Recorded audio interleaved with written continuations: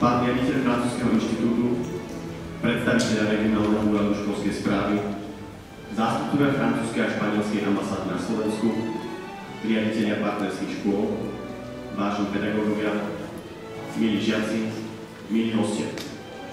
Moje meno je Michal, som žiakom 3. ročníka francúzskej sekcie a dnes by som si dovolil vás prečítať na... Mišo, prepáč, ale prosím ťa, mám výstup o pár minút a nikto mi nepovedal, že sa tu dnes oslavuje. A prečo je tu tak veľa ľudí? Pokiaľ mám správne informácie, tak práve dnes tu naša škola, teda Gymnázium Bilinguálne, slávi svoje 25. výročie svojej existencie.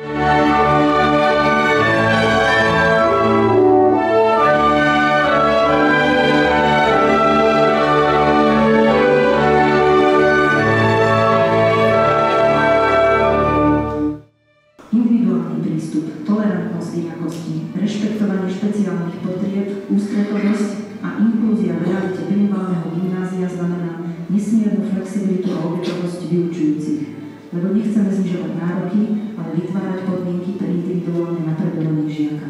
20 rokov je krásne obdobie, ktoré sa škola vykreovala po množstvo stránkach, ale samozrejme je to mladá škola.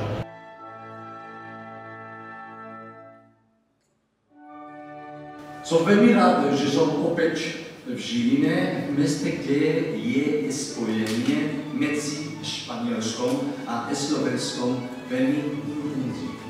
Je vous remercie chaleureusement pour cette invitation en l'honneur du 25e anniversaire de la création du Gymnasium Bilinguálne.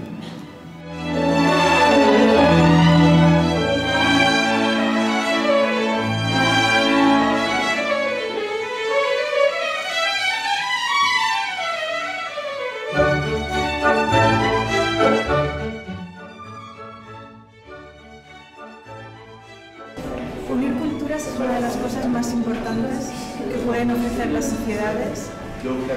Implica unir conocimiento, unir riqueza y sobre todo unir a las personas que difunden la cultura y que la reciben.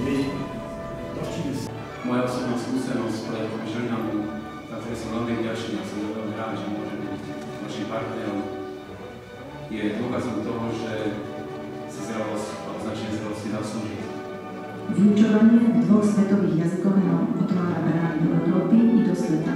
Budeme v materinskom i dvoch svetových jazykoch objavovať tajomstvá vedy, otvárať nové poznanie.